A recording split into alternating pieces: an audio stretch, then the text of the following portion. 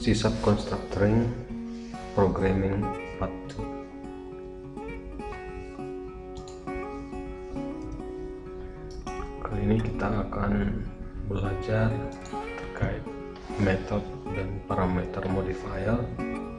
Kemudian kita akan belajar tentang array, enumerasi, dan interface.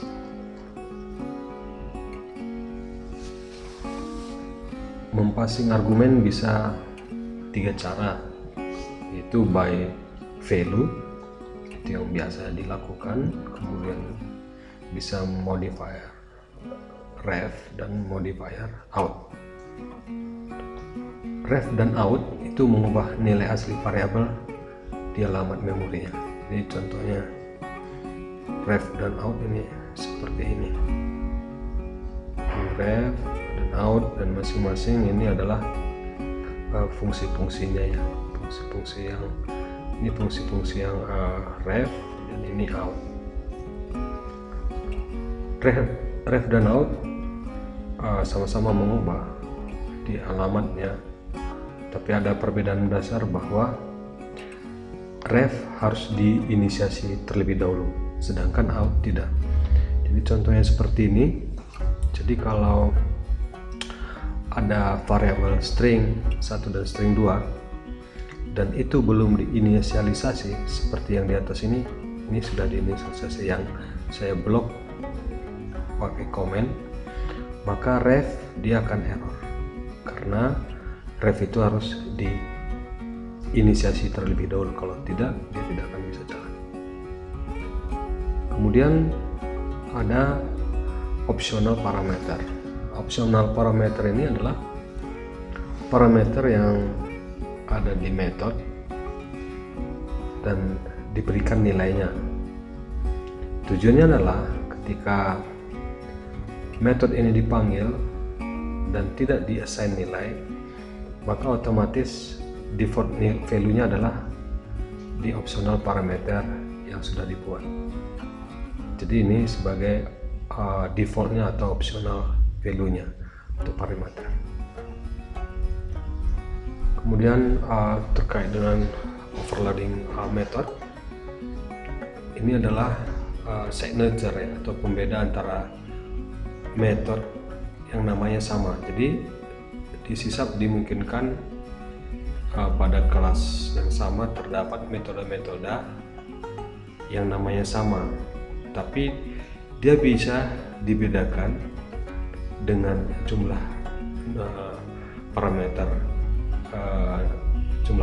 pada metodenya yang berbeda, maka dua metode yang namanya sama itu sudah dianggap berbeda, atau tipe parameternya yang berbeda juga sudah dianggap sama, atau tipe dan nomornya berbeda, itu juga dianggap berbeda, atau urutan yang berbeda ya. Jadi urutan parameternya berbeda. Misalnya yang pertama string 1, string 2, yang kedua adalah string 2, string 1, itu sudah di urutannya berbeda dan dianggap berbeda. Yang tidak bisa menjadi pembeda atau signature adalah return type-nya. Nah, ini contohnya seperti ini. Ini ada multiplication ya di satu kelas yang sama. Ini sama namanya semua, tapi yang dibedakan adalah jumlah parameter ya, atau parameternya yang berbeda. Ini parameter yang berbeda, atau kedua-duanya parameter dan jumlahnya beda.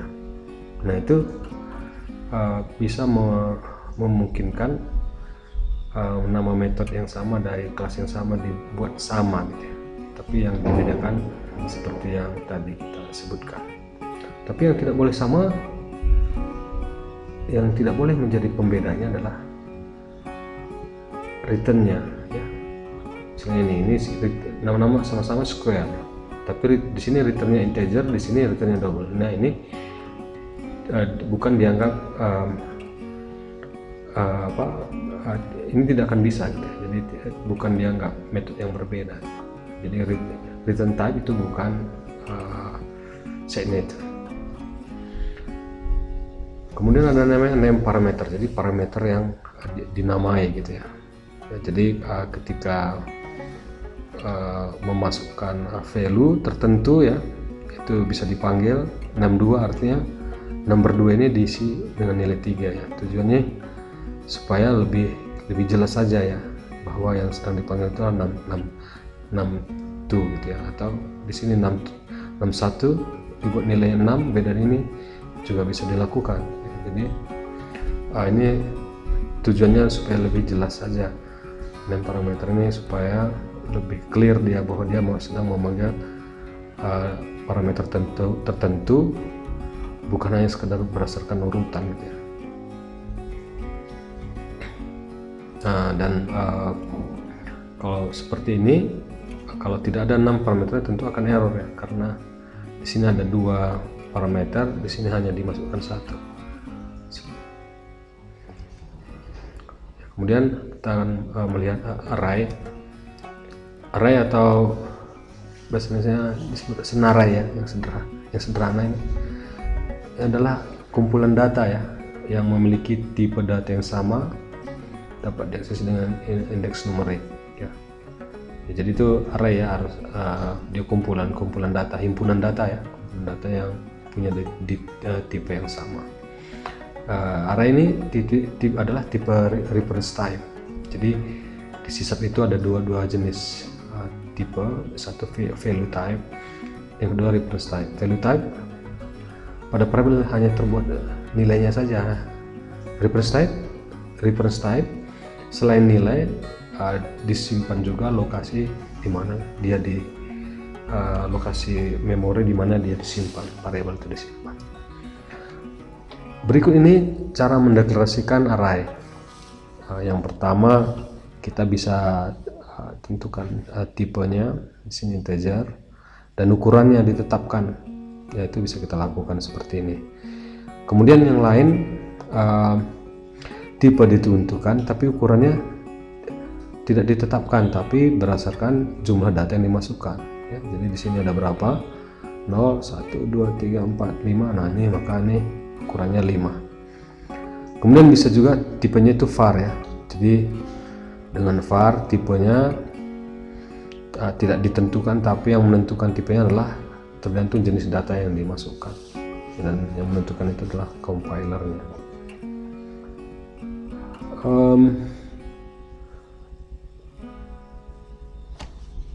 Array kita bisa passing nilainya dengan val dan by ref gitu ya. Kalau kita lakukan dengan by val, kita tidak dapat mengubah nilai aslinya gitu ya. Nah, ini contohnya, ini adalah array tanpa dipassing ke satu metode tertentu gitu ya. Dan yang kedua ini adalah array yang dipassing by val gitu ya. Tapi di sini arraynya ditambah 2, setiap poin ini ditambah 2. Jadi 0 tambah 2, 1 tambah 2, 3, seterusnya ya, 13 tambah 2, 15. Ini by val.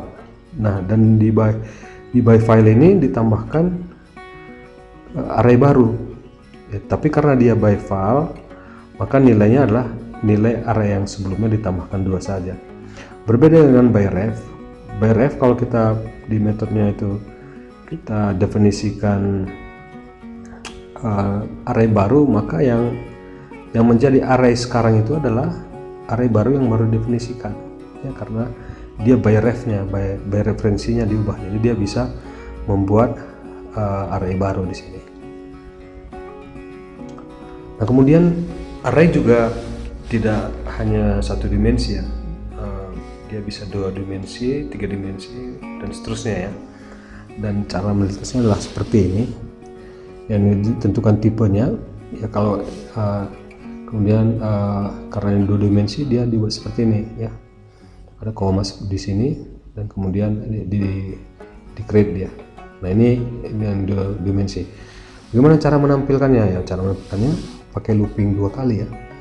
Nah, jadi di sini looping for 2 kali. Yang pertama ini kolomnya dulu dibuat semua ya, kolomnya dibuat semua yang di kolom, kemudian masuk ke baris gitu ya.